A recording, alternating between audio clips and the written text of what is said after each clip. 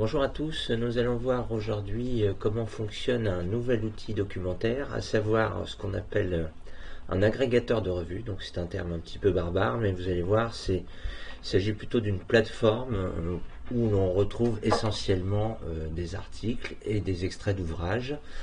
Donc c'est un outil assez connu, vous avez sans doute déjà croisé peut-être de façon fortuite, ça s'appelle Cairn.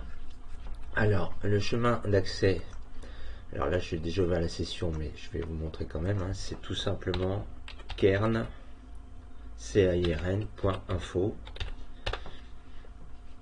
Donc c'est quelque chose qu'on croise assez régulièrement lorsqu'on fait de la recherche. Donc cette plateforme est mise à disposition par 5 éditeurs de revues et d'ouvrages d'ailleurs, dont les éditions RS qui sont spécialisées en populations un peu vulnérables, comme la gériatrie, la petite enfance et le handicap. Bien sûr, on ne peut pas résumer Cairn à ce simple éditeur. Vous voyez, vous avez une liste assez importante au jour où je fais cette vidéo, 579 revues. Et la subtilité pour faire des recherches, c'est de passer par cette roue crantée qui se situe tout en haut. Vous avez cette option de recherche avancée. Et voilà un petit peu comment ça se passe. Vous avez déjà un premier champ où vous allez définir la zone de recherche, de requête en quelque sorte. Vous voyez, on peut interroger sur beaucoup de champs différents. Moi, par défaut, je laisse le texte intégral. La deuxième zone est celle la plus importante pour vous. C'est là où vous allez rentrer vos premiers mots-clés. Alors, soit un terme précis, soit un groupe de mots qui ont du sens entre eux, genre bloc opératoire, par exemple. Il s'ensuit un choix de l'opérateur logique qu'on a déjà vu sur d'autres vidéos, ce qu'on appelle des opérateurs booléens, le et, le ou, le sauf. Alors, si je fais un et, évidemment, il va falloir que je croise avec toute autre chose. Si je fais un ou, il faut que j'annonce quelque chose d'approchant ou plutôt synonyme. Donc là, je vais croiser.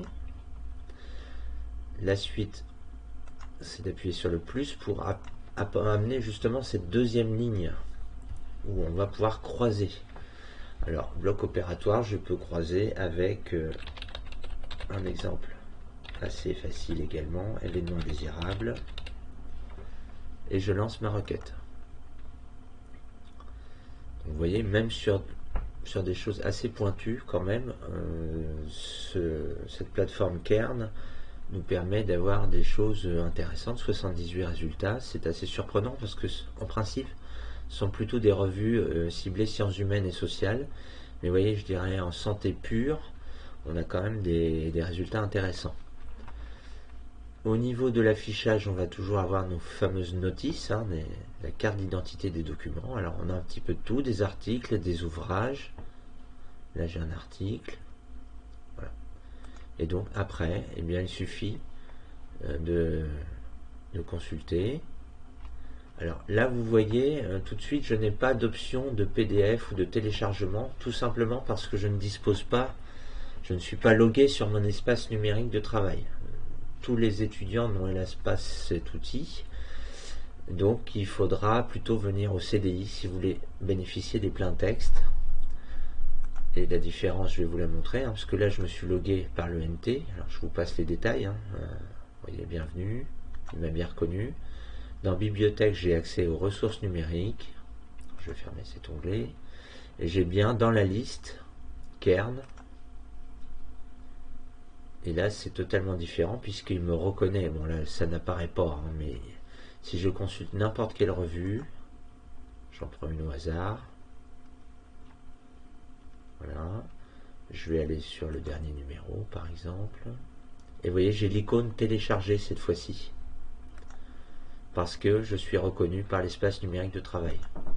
Donc pour tous ceux qui n'en disposent pas, hélas, je dirais, il faudra venir au CDI. Voilà. Donc je vous laisse faire des bonnes requêtes à partir de ce module de recherche avancée situé là-haut. Et vous pourrez identifier. Donc soyez bien logique avec vos opérateurs de liaison, surtout. Ça c'est très important. Voilà. Je vous remercie pour votre attention.